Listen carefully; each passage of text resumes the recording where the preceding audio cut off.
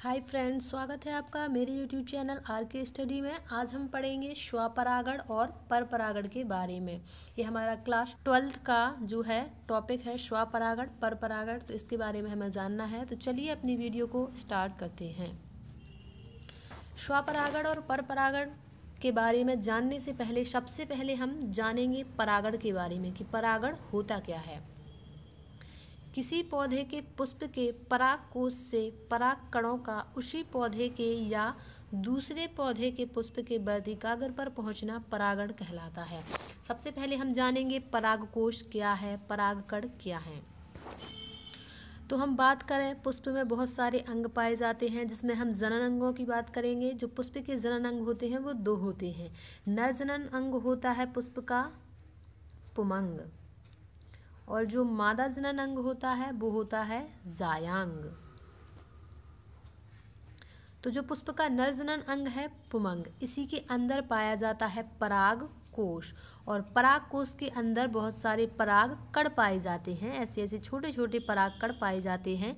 तो जैसे कि अपना नर जनन अंग क्या है, पुमंग है। पुमंग के अंदर परागकोश है, ये अपना परागकोश हो गया। और परागकोश के अंदर छोटे छोटे कण पाए जाते हैं जिन्हें परागकण कहा जाता है। उसी तरीके से हम बात करेंगे, जो अपना मादा जनन अंग है वो क्या है, जायांग। जायांग के अंदर जो है वर्तिका पाई जाती है, और वर्तिका के ऊपर जो है ऐसी संरचना एक पाई जाती है जिसे वर्तिकाग्र कहा जाता है। तो पुष्प में जनन अंग दो प्रकार के होते हैं, एक नर जनन अंग और एक मादा जनन अंग। नर जनन अंग का जो भाग है वह परागकोश है। परागकोश के अंदर छोटे छोटे परागकण पाए जाते हैं। और हम बात करें मादा जनन अंग जो जायांग है, जायांग में जो है एक संरचना वर्तिका पाई जाती है, और वर्तिका के ऊपर जो है वर्तिकाग्र पाया जाता है। तो अब हम अपनी परिभाषा को फिर से पढ़ते हैं। किसी पौधे के पुष्प के परागकोश से, कोई पौधा है उसके अंदर पुमंग है, पुमंग के अंदर क्या है, परागकोश है। तो किसी पौधे के पुष्प के परागकोश से परागकण, जो परागकण इसके अंदर हैं, परागकोश से पराग कणों का उसी पौधे के पुष्प, यानी कि कोई एक प्लांट है, जैसे कि हम बात करें, जैसे कि ये अपना कोई पौधा है और इसमें ये एक पुष्प लगा हुआ है।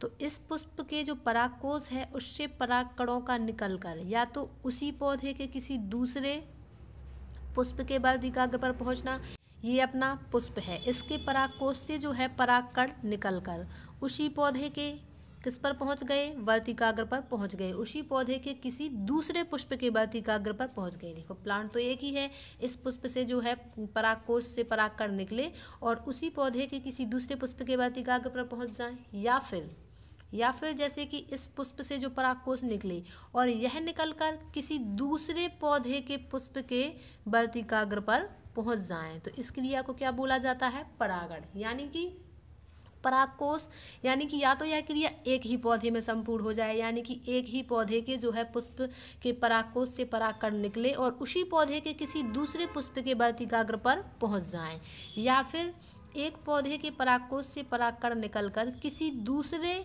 पौधे के पुष्प के वर्तिकाग्र पर पहुंच जाएं, तो इस क्रिया को क्या बोला जाता है, परागण बोला जाता है।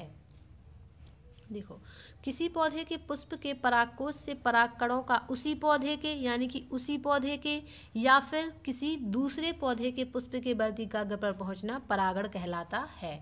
परागण दो प्रकार का होता है। अब हम बात करेंगे परागण की। तो परागण होता कितने प्रकार का है, तो परागण दो प्रकार का होता है। सबसे पहले हम बात करते हैं स्वपरागण की।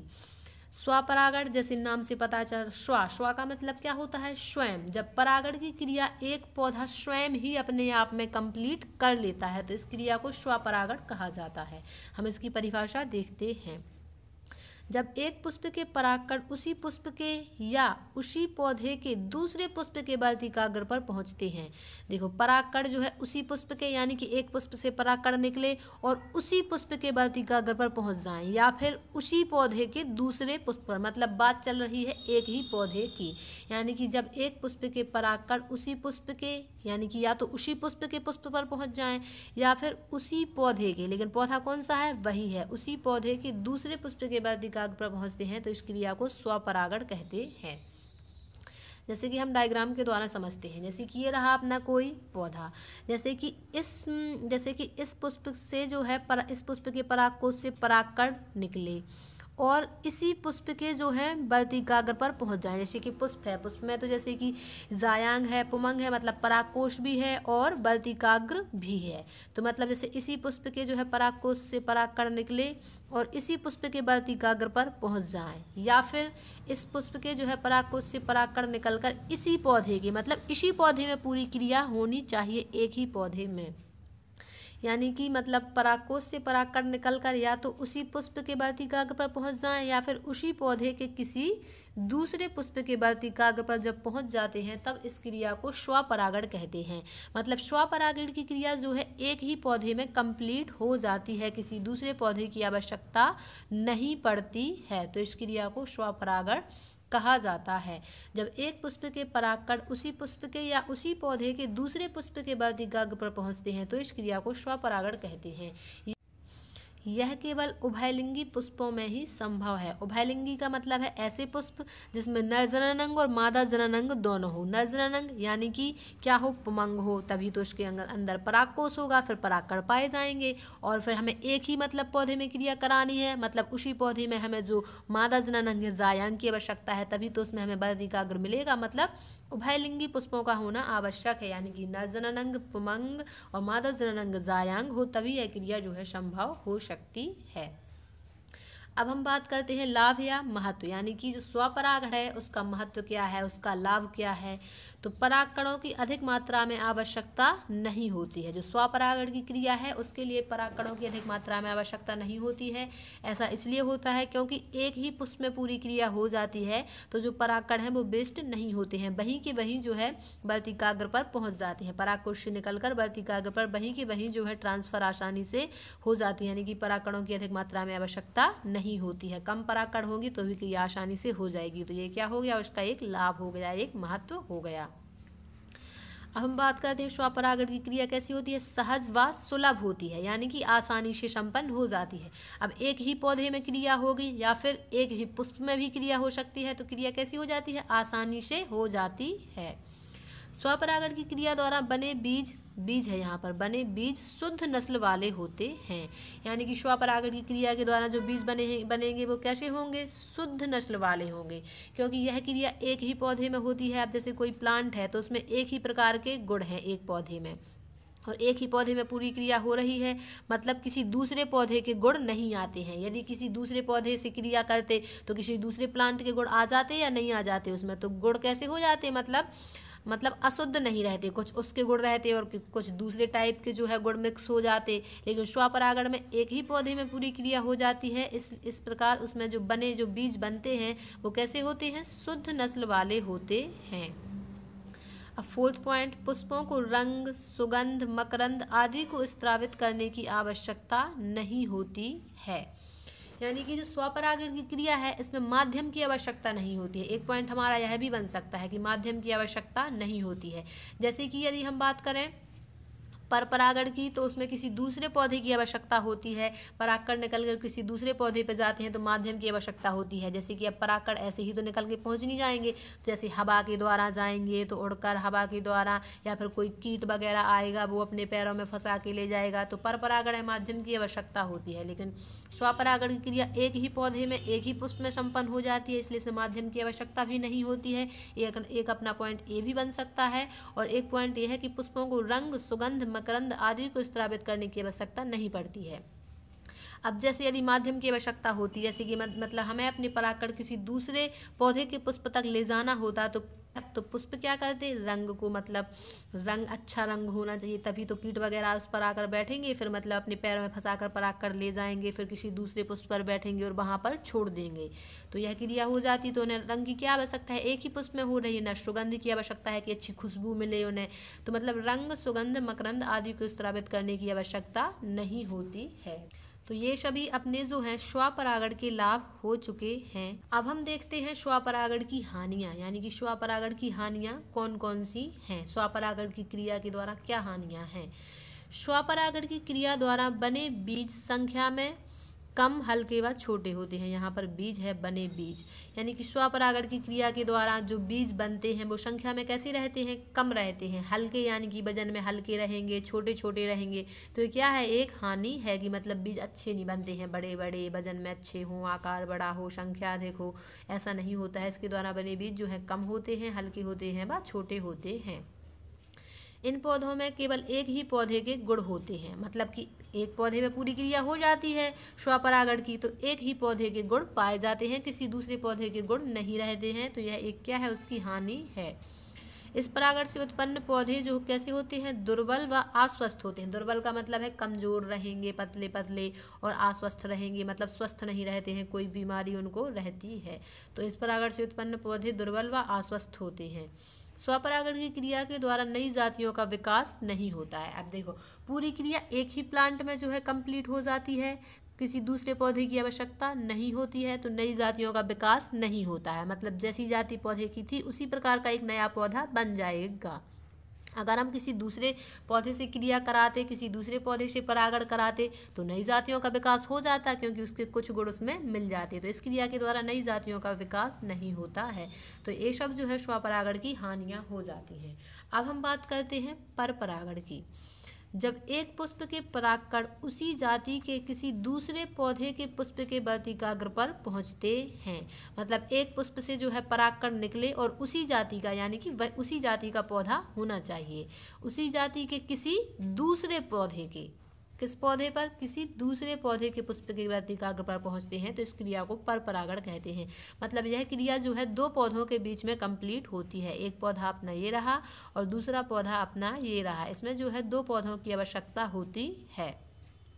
यह एक लिंगी और द्विलिंगी दोनों प्रकार के पुष्पों में संभव है। मतलब इसके लिए जो है, यदि पुष्प एक लिंगी है तो भी चलेगा, जैसे कि ये पुष्प एक लिंगी है, इसमें नर जनन अंग है, क्या है, पुमंग है, मतलब इसके अंदर क्या है, परागकोश है, परागकोश से परागकण निकलेंगे, और मादा जनन अंग होगा ये वाला पौधा, तो इसके जो है वर्तिकाग्र पर पहुंच जाएंगे। तो एक लिंगी होगा तो भी चलेगा, और यदि द्विलिंगी है तो भी चलेगा। मतलब यदि इसके पास वर्तिकाग्र है फिर भी वह उसके वर्तिकाग्र पर ना जाकर किसी दूसरे पौधे के वर्तिकाग्र पर पहुंच जाते हैं परागकण।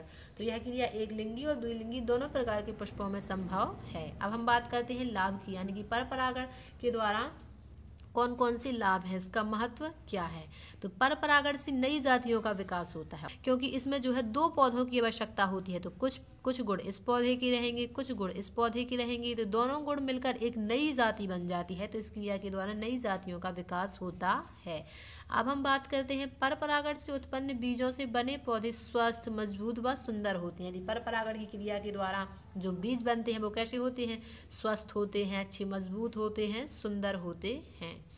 बीज संख्या में कैसे होते हैं, अधिक होते हैं। इस क्रिया के द्वारा जो बीज बनते हैं उनकी संख्या कैसी होती है, अधिक होती है। तो एक लाभ अपना ये हो, बीज संख्या में अधिक बनते हैं, तो एक अपना लाभ ये हो गया।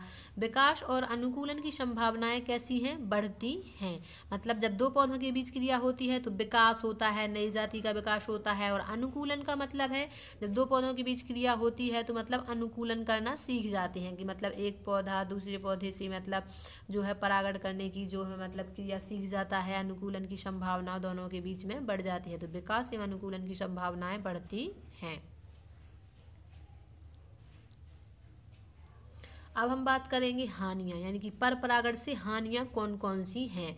तो इस क्रिया के लिए माध्यम की आवश्यकता होती है। अब जैसे दो पौधों के बीच में जो है कोई क्रिया हो रही है, तो अब जैसे इस पौधे के जो है परागकोश से परागकणों का निकलकर दूसरे पौधे के पुष्प के पराग को वर्तिकाग्र पर जाना है। इस पौधे के परागकोश से परागकणों का दूसरे पौधे के पुष्प के वर्तिकाग्र पर पहुंचना है। तो अब इसके लिए माध्यम की आवश्यकता होगी कि नहीं, जैसे कोई कीट वगैरह आएगा, वह इस पौधे के जो है पुष्प पर बैठेगा और फिर जाकर दूसरे पौधे के पुष्प पर जाकर बैठेगा और वहां पर परागकण छोड़ देगा, या फिर वायु द्वारा यानी कि हवा के द्वारा उड़ उड़कर जो है परागकण दूसरे पुष्प के वर्तिकाग्र पर पहुंच जाएंगे। या फिर यदि कोई जलीय पौधा है तो जल द्वारा बह बहकर जो है परागकण दूसरे पौधे के पुष्प के वर्तिकाग्र पर पहुंच जाएंगे। तो इस क्रिया के लिए एक माध्यम की आवश्यकता होती है, जैसे कि वायु, जल आदि।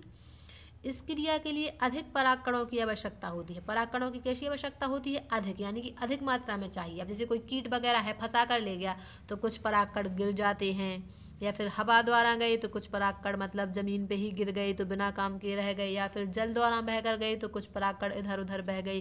तो मतलब परागकणों की अधिक मात्रा में आवश्यकता होती है।